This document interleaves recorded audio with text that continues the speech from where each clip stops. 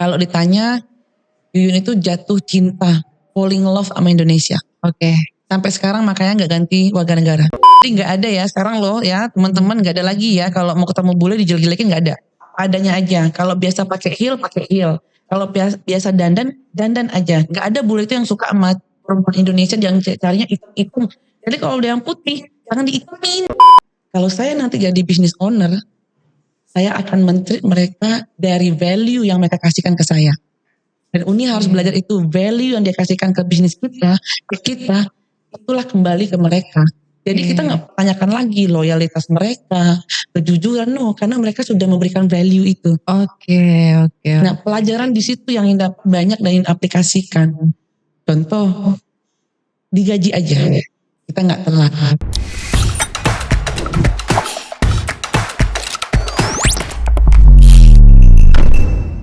Berarti kalau orang-orang bule itu suka yang wanita shop, yang agak item-item gitu ya. Lebih Berarti gue harus item-itemin badan gue dikit ya. Kalau sekarang nggak perlu. Oh nggak perlu ya. Jadi kita cerita nanti masalah stereotip lagi. Orang bilang, oh kalau sama bule itu nggak boleh dandan. Oke. Dulu ya, katanya nggak boleh glamour, nggak boleh wangi, nggak boleh ini, rambutnya acet-acet kadul. Kalau bisa dipirang sepirang-pirangnya. Oke, udah cat tadi. Udah cek tadi ya? Udah. Aku ikutin kayak gitu. Bener. Nggak ada juga yang ngelirik. Oh nggak ada juga. Nggak ada. Jadi apapun itu sebenarnya cinta dulu deh. Cinta dulu deh.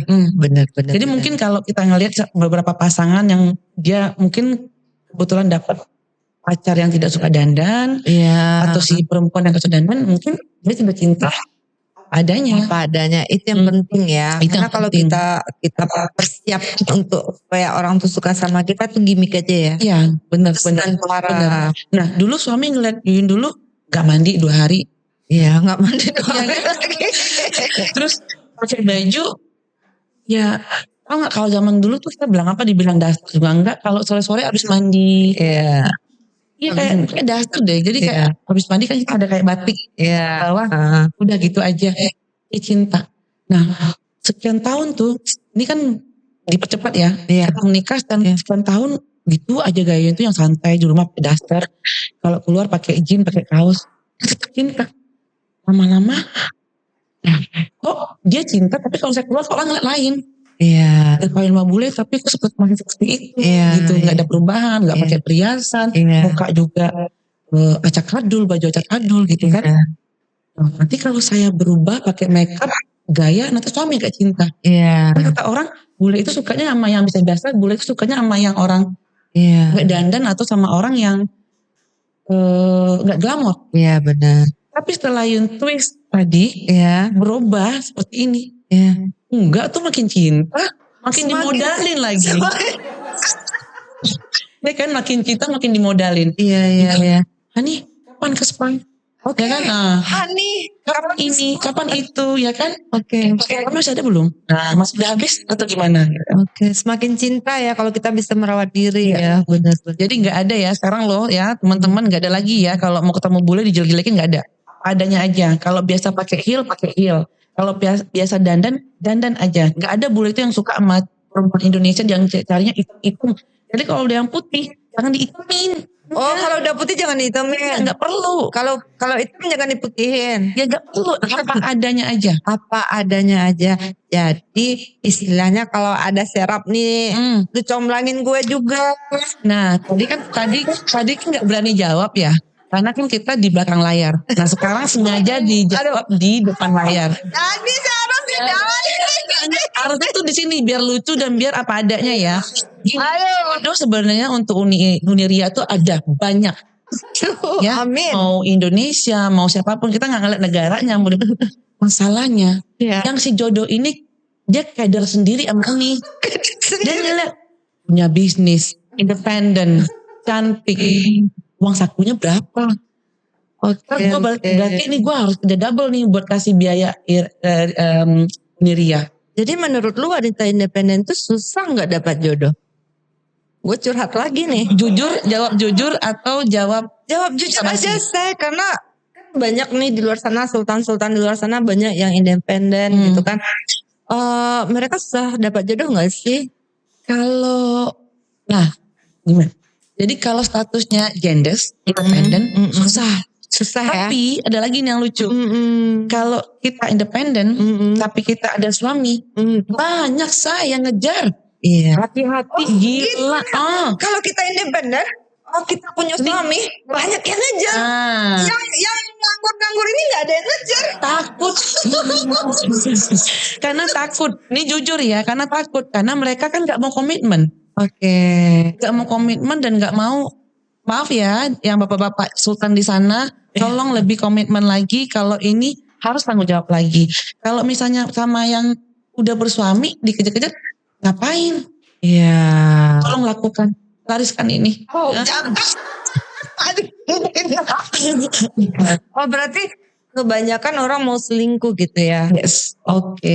Karena mereka kan ngeliat, Hembring, ini perempuan dia punya mobil, dia mandiri, dia ini. Jadi minimal gue bisa kecipratan. Tapi gak mau komitmen. Kalau mau komitmen, komitmen itu yang sama single. Berarti cara bule memandang, sebenarnya cara bule memandang wanita Indonesia tuh dari sisi apanya sih? Pertama, mereka itu mencari kenyamanan dulu. Kedua, di situ dia melihat potensi untuk jangka panjang. Jadi bule itu dia nggak ngelihat orang hari ini sampai bulan depan, dia untuk jangka panjang. Nah, yang bagusnya satu lagi, orang-orang asing ini dia nggak ngelihat background. Tidak. Dia tidak melihat background, terutama status sosial. Dia nggak pernah ngelihat. Karena kalau dia ngelihat background, status sosial, Yun nggak bakalan dilirik dong. Karena saya bukan siapa-siapa. Bukan keluarga dari kalau kita bilang itu piai enggak. Jadi itu yang kita garis bawahi, dia tidak mau tahu dan tidak mau menggubris siapa keluargamu, masa lalumu. Tidak pernah.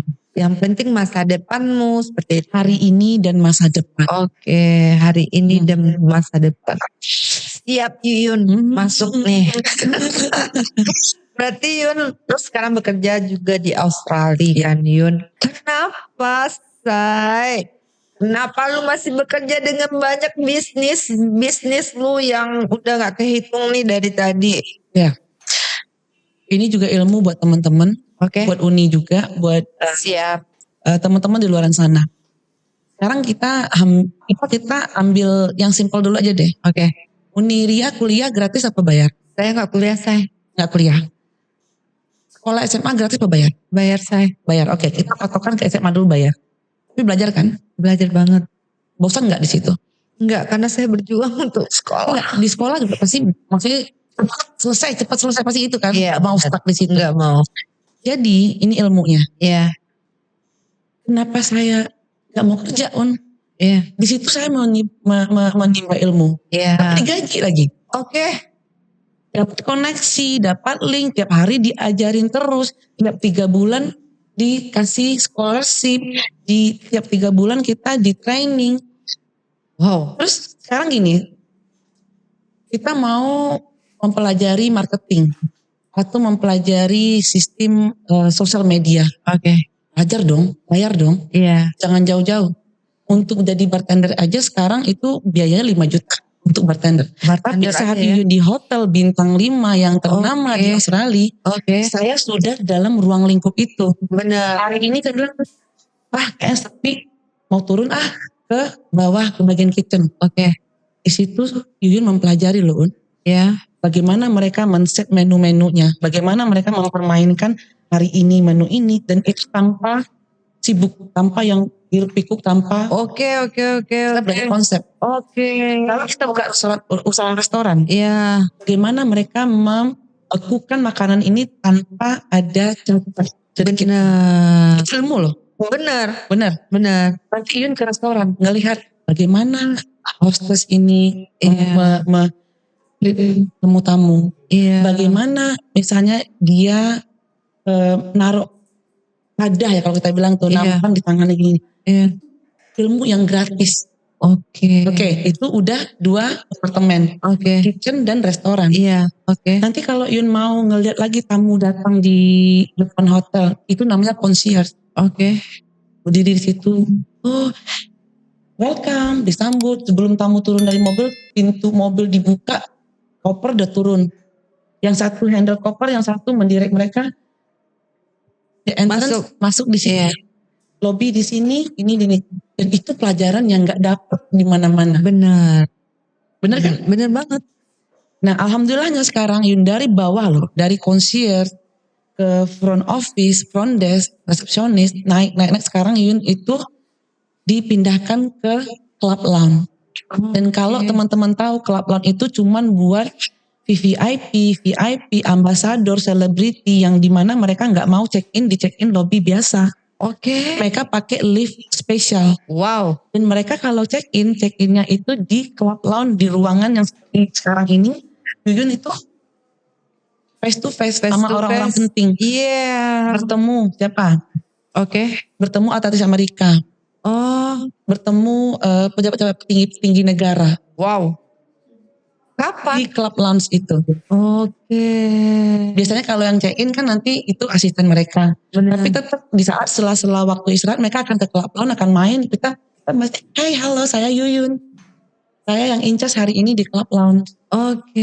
Jadi kesempatan itu yang buat Yuyun tuh rare banget, yang mungkin orang lain tidak bisa laki itu. Berarti it's circle ya Yun ya. Circle. Untuk bisnis oke banget nih.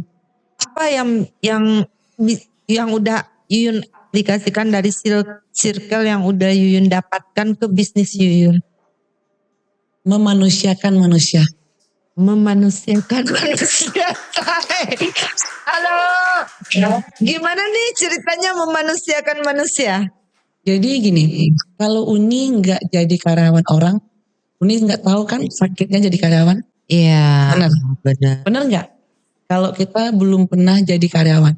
Iya, pastilah. Benar. Kalau Uni nggak jadi karyawan, gimana Uni bisa nanti nuntut waktu ke karyawan Uni kalau Uni nggak belajar on time, nggak belajar menghargai waktu, nggak belajar rasa deg-degan. Kalau kita bilang jujur ya, walaupun Yun sekarang itu business owner, kalau dibilang goyang-goyang kaki bisa kok Un. Benar. Kenapa masih mau yang tiap hari bangun pagi pakai alarm deg-degan kalau terlambat? Iya benar. Kenapa?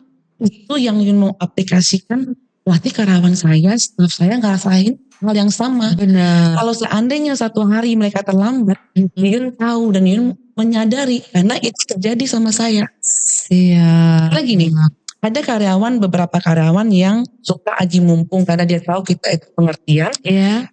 Dia bilang, Bu hari ini banjir saya terlambat. Besok udah lagi alasannya, Bu anak saya ini, kan kita bisa ngelihat. Iya. Mana yang benar-benar dengan alasan yang benar, mana yang suka mengada-ngada. Benar. Nah jadi di tempat kerja itu banyak yang mengaplikasikan. Kenapa yang bilang memanusiakan manusia? Karena pahit manis dirasakan. Kadang dapat bos yang suka teriak, kadang dapat bos yang suka favoritism tuh kayak pilih-pilih karyawan. Kita ada 5 orang, dia lebih suka emang ini. Ya, ada yang dislike, ada yang ini. Sementara kita berpotensi, dia tidak mau mempromosikan kita, dia promosikan yang ini. Jadi di situ mulai belajar. Ini untuk bisnis ya. Kalau saya nanti jadi business owner, saya akan men-treat mereka dari value yang mereka kasihkan ke saya. Dan Uni harus belajar itu, value yang dia kasihkan ke bisnis kita, itulah kembali ke mereka. Jadi kita nggak tanyakan lagi loyalitas mereka, kejujuran, karena mereka sudah memberikan value itu. Oke. Nah pelajaran di situ yang banyak dan aplikasikan. Contoh, digaji aja, kita nggak telat. Kita kan pasti ada rasa kemanusiaan juga. Ini orang kerja 8 jam, sementara kita posir mereka sekian jam. Atau terkadang kita masih bawa mereka keluar, tambah lagi berapa jam. Di situ kita bilang, ini uang rokok, Pak ini uang kopi. Nah di situ kan memanusiakan orang pun, tanpa dia besok harinya mendumel, nggak mau lagi, orang nih ibu nggak perasaan. Ya kan, bener nggak? Kok ngeliat ke gue? Iya, bener enggak. Kok ngeliat ke gue? Berarti kita tukar topik ya. Jadi kalau Uni bilang apa yang Yuyun aplikasikan banyak banget. Berarti banyak pelajaran untuk kita berubah dan belajar Iya. sebagai pebisnis ya Iya. di tempat Yuyun bekerja. Iya. Boleh spill nggak di mana Yuyun bekerja? Di Hotel Ritz-Carlton Western Australia. Wow, itu hotel pas bintang 5 ya, Say. Udah terkenal juga di dunia. Benar.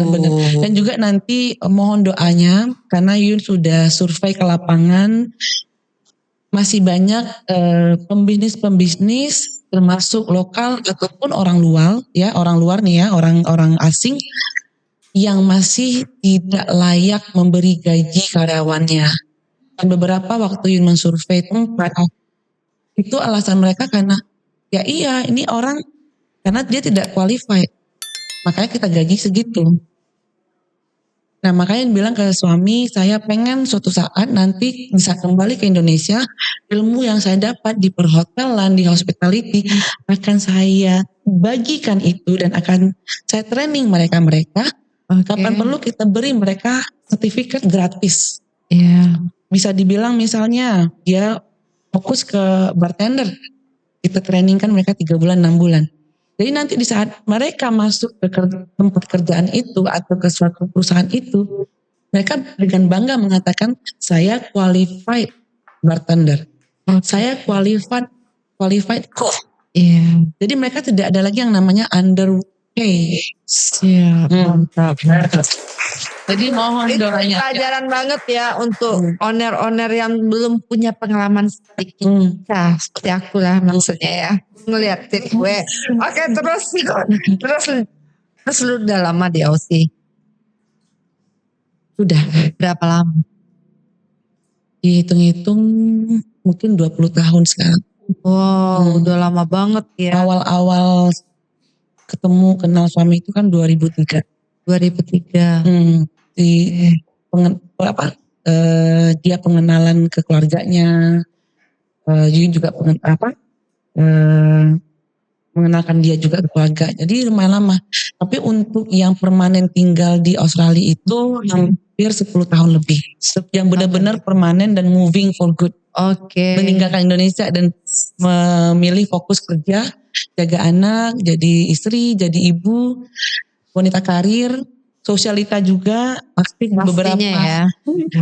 di beberapa komunitas sosial, komunitas Minang, komunitas Indonesia, dan di Australia juga Yun pelatih nari Padang, karena juga basicnya juga penari Padang. Oke. Jadi ya kembali ya, kalau kita jiwa sosial itu kalau nggak sesuatu pengen bergerak dan pengen ngelakuin sesuatu.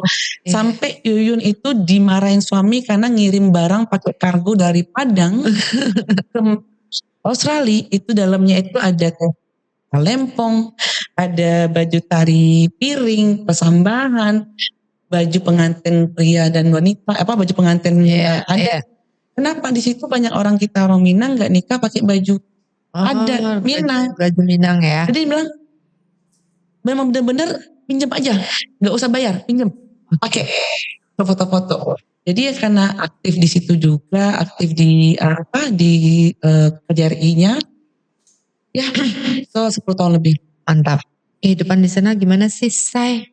Gue kan harus dengar-dengar nih cerita dari sekarang gitu. Saya minum dulu lah. Kalau sebelum ditawarin saya minta minum dulu. Karena ini pembicaraannya panjang banget ya. Kalau panjang nggak apa-apa. Mulai menuju ke sana. Oh iya. Ya, itu udah lampu hijau, Say, ya kan? Iya kan? Jadi ditagih nanti tuh kalau. Jadi kita garis bawahi aja. Jadi disclaimer ya, bukan membedakan dua negara. Kalau ditanya, Yuyun itu jatuh cinta, falling love sama Indonesia. Oke. Sampai sekarang makanya nggak ganti warga negara. Oh, sekarang nggak ganti warga Dan negara. tidak masukin nama suami ke saya. Tetap nama yang dikasih orang tua. Segitunya cinta Indonesia, segitunya mencintai adat budaya dan negara kita juga. Oke. Tapi kalau dibilang gimana kehidupan di sana, terus apa yang Yun rasakan, bukan satu tapi dua. Apa tuh? Cinta banget sama Australia. Cinta maksudnya itu di lifestyle ya, di Oke. kehidupan sehari-hari, karena lebih banyak quality time sama keluarga di situ. Yun kan pernah tinggal di Padang, tinggal di Bali, yang mana di saat kita ngejak anak sekolah, kita nggak langsung pulang, Iya. nongkrong lagi, yang Benar. istilahnya ibu-ibu sekarang nongki-nongki, dan itu banyak hal-hal yang bisa kita kembangkan jadi nggak bisa dikembangkan. Yang tadi kita itu berpotensi menjadi seorang pebisnis, jadi nggak bisa karena circle kita tuh mentok di situ. Benar. Antar anak sekolah, bukannya kita pulang ke rumah, nongki-nongki, jajan lontong, makan siang sampai sore nanti pulang, begitu terus Iya. tiap harinya. Berarti kalau orang kita beradaptasi dengan orang sana tuh gimana Yun? Banyak proses nggak sih? Kita patokan ke orang Indonesia aja dulu. Iya. Ya. Orang Indonesia yang base kita itu kan ke timurnya tinggi. Iya. Jadi nggak perlu dikhawatirkan. Makanya ibu bilang, ibu nggak khawatir kalau Yun pergi ke luar negeri. Kenapa? Kita kan sudah dibekali ilmu. Iya. Dibekali ilmu dari tata krama, Benar. dari sopan santun. Benar. Kita tuh udah dibentuk dari awal, dari kecil. Jadi saat orang kita tinggal di luar negeri, gampang banget penyesuaiannya. Termasuk kita nih ya, orang Padang, Minang. Coba Uni lihat. Kita kalau zaman dulu kalau mau lewat di sela-sela orang dewasa atau orang lagi ngobrol, permisi. Iya benar. Bukan cuma orang Padang aja, Iya, semua orang Indonesia semua pasti orang. permisi. Terus kita nggak biasa menyela cakapan orang di tengah-tengah. Iya. Jadi hal-hal yang kecil seperti itu kita paling cepat kayaknya bangsa Indonesia itu diterima di sana. Oke. Yang sopan santun kita, ketimuran kita itu benar-benar diterima dengan baik di situ. Berarti cara mengatasi shock culture itu tuh gimana? Individu lagi. Individu ya. Individu lagi, terus motivasi hidup mereka sama tujuannya ini apa. Karena kayak orang yang shock culture itu macam-macam loh Un. Kalau Yun tadinya bukan shock culture. Apa? Cuman ya kangen makanan Indo aja. Itu aja kalau di situ tuh kayak homesicknya karena memang dekat sama ibu. Dulu kita hari-hari tuh berjuang bertempur untuk hidup sama ibu, sama keluarga, adik kakak gitu. Karena memang kita yang berlima, saudara satu ibu. Secara tidak langsung kan pasti shock karena terpisah. Dan ibu yang ditakuti itu menikah sama orang luar ya itu. Anak akan jauh dari dia. Benar. Tapi sampai di sana tidak sama sekali shock culture mereka. Orang Australia masih individu yang. ya Ya benar-benar ada stigma yang berbeda nggak sih orang Australia terhadap orang Indo? Nggak ada stigma yang berbeda. Alhamdulillahnya dan insya Allah sampai ke depannya Suyun tuh berharap mereka seperti ini terus. Karena dulu dan sekarang tidak ada perbedaan. Tidak ada perbedaan dan makin kesini tuh malah mereka makin respect. Berarti pemikiran orang Australia itu tentang pekerja Indonesia di sana gimana ya? Dihargai.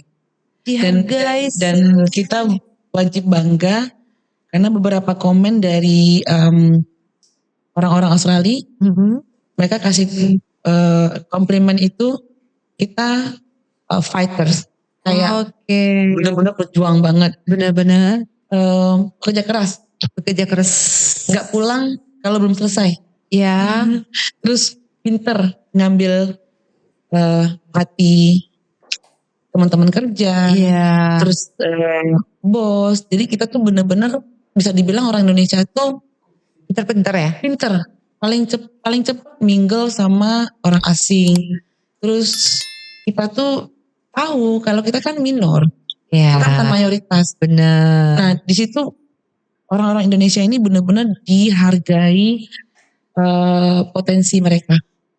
Dan mereka yang orang-orang di sana, orang Western ini jeli loh. Dia tahu ini orang berpotensi. Dan dia cepat makanya diikat kasih scholarship. dikasih training ini, karena dia tahu ini orang kalau saya pupuk, kalau saya ini dia akan loyal ke kita, dan dia nggak mau lepas kita, dia nggak mau kehilangan kita. Oke, siap Yun. Karena sementara orang mereka itu mereka tidak tidak suka berkompetisi. Oke. Dia tidak suka berkompetisi. Dan yang Yun lihat ini pengalaman kerja, Ya. beberapa orang-orang yang Australia, ya dia kerja 8 jam, selesai pulang. Oke. Dia nggak bawa urusan kerja ke rumah, dia nggak yang mikir-mikir neko-neko banyak-banyak atau apa. Hal yang kecil aja, Yun dapat penghargaan, misalnya award kayak kerja yang the best bulan ini. Oke. Itu mereka langsung datang bawain kopi 1 cup, coffee for you, congratulations. Dan itu tulus banget. Gak ada yang sikat-sikut, gak ada kalau misalnya kita ngerasain, nih orang pasti jilat, makanya dia naik jabatan atau dia dapat reward. Dan mereka tidak sama sekali pengen menjatuhkan kita. Oke. Malah mereka mau belajar sama kita. Siap. Banyak banget nih istilahnya hal-hal yang harus kita petik dari Yuyun ya. Pencapaian apa nih yang waktu dekat akan Yuyun gapai nih? Dan pencapaian apa nih yang belum Yuyun gapai? Lebih ke ini sih, karena apapun itu Yun selalu diskusi sama suami. Karena dia itu the best mentor banget. Best mentor banget, boleh. Jadi kalau kita berdua itu apapun hal yang kecil, beli ini, beli itu, selalu ngomong berdua. Terus kayak kayak achievement, kalau kita berdua sepakat itu di next tahun depan atau mungkin 2 tahun kemudian kita benar-benar free piutang. Iya. Benar-benar free banget, tidak ada utang, mau benar-benar free. Jadi kayak kita kan kalau di Australia itu kalau mau beli rumah kan kredit nih. Iya. Ada yang kredit 20 tahun, 25 tahun, 30 tahun. Nah, rumah di situ tuh tergantung beda-beda. Ada yang 4 miliar, 5 miliar, tergantung daerah dan area yang kita pilih. Dan alhamdulillahnya itu hampir selesai. Amin. Nah, makanya jadi kalau pengen nyaman, pengen fokus ke bisnis, gak mikir banyak, mungkin gak neko-neko, kita maunya hidup tentram tanpa hutang. Siap. Nah, setelah itu baru fokus nanti ke urusan sosial. Yang tadi bilang ke Uni, pengen nanti tempat-tempat yang Yun bikin usaha, sekitaran daerah itu melihat potensi dari anak-anak ini. Kalau yang tadinya putus sekolah atau mereka tadinya berminat pengen kerja di hospitality tapi nggak ada tidak ada pengalaman atau tidak tahu mulai dari mana, kita mau bantu di bidang itu. Harus ya, harus.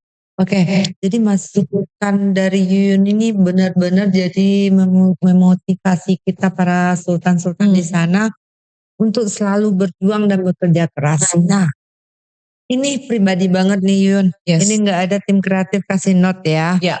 Ya, lu masukkan ke gue gimana nih Yun, dari lu kenal sama gue nih sampai sekarang ini apa nih masukan untuk Uni di Podshare Uni ini? Kalau masukan mungkin lebih tepatnya ke I'm proud of you. Oke, saya tidak paham itu apa. Lebih tepatnya itu kayak bangga. Dari terakhir yang Yuyun ketemu Uni, sampai sekarang itu jauh pesat banget. Terus Uni, kayaknya kita satu frekuensi. Uni bukan cuman bisnis tapi lebih banyak mau berbagi. Terus seperti sekarang kayak kita ada podcast ini, orang-orang yang tadinya masih ragu-ragu, ya kan? Atau berpikirkan sama mereka mau buka bisnis, ya mundur lagi karena tidak cukup ilmu. Iya, ya kan? Seperti itu. Nah, jadi kalau Uni tanya dapat Yuyun, udah satu paket komplit. Dari Uni yang pejuang, terus Uni mulai usaha random dari A, B, C, D ini itu, terus sekarang benar-benar memantapkan diri pindah dari daerah ke ibu kota yang besar sampai saya pun kaget.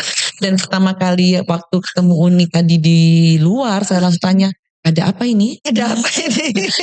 Kenapa Uni pindah? Kenapa? Karena janji Uni naik kuda belum.